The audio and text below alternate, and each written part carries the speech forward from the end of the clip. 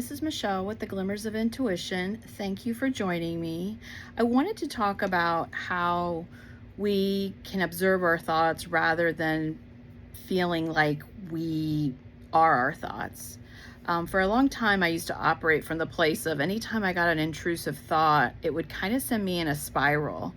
And it would spiral to the point where it really just it scared me in a lot of ways, to be quite honest. And when I finally started taking my power back and I realized, okay, I'm not all these thoughts.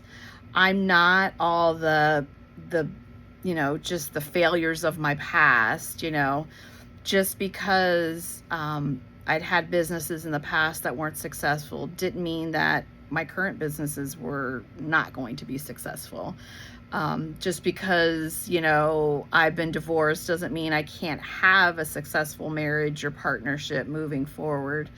When I finally started taking my power back and realizing that it was an inner narrative that was kind of running the show, our subconscious programming, rather it be from, I don't fully buy into it's just that first 7 years of your life, because what I've learned is that, even being older, you can refocus, or, I guess people call it reprogramming your subconscious thinking into experiencing something different.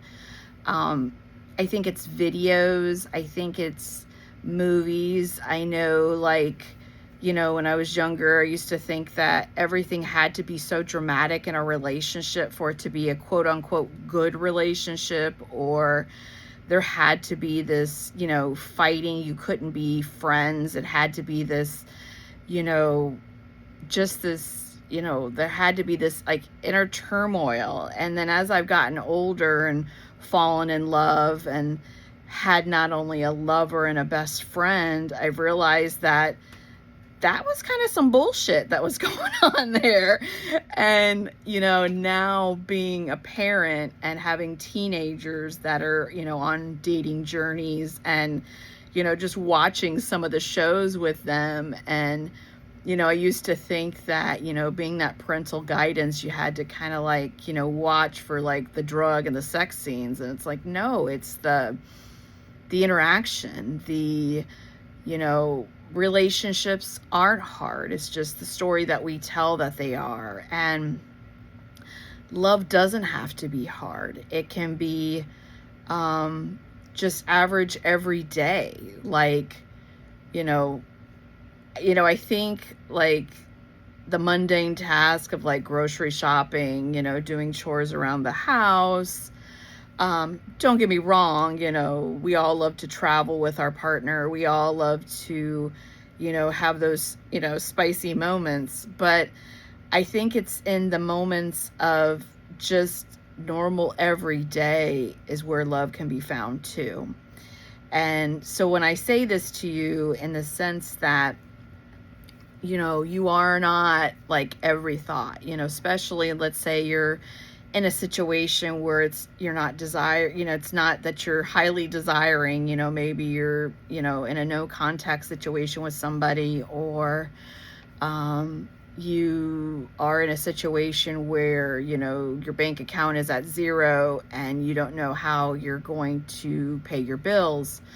I just want to tell you that even though this seems like a shit show now, it's not permanent. And you do have power in the sense of, you may not see results immediately, but when you start to tell yourself that, no, love does work out for me, or no, I do make money. And, in my experience, I learned a lot of these abandonment stories that, love doesn't stay, love leaves. And when I've gone through triggers and when I finally realized, and I just kind of got sick and tired of my own inner stories and shit running the show, that I'm no, I can be the observer, that I can have a thought of, oh no, that's not true for me, and be nope, I'm not doing that anymore. I'm doing this.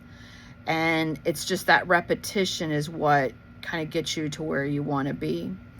So if you need help with this, I know it can kind of seem daunting at first because your mind isn't used to it, and your mind is used to you not getting what you want, things not working in your favor. But when you continue to tell yourself that things do work in your favor, believe it or not, they do start turning out that way. And I have some coaching options which are on my website and listed below. And until next video, things are working out for you.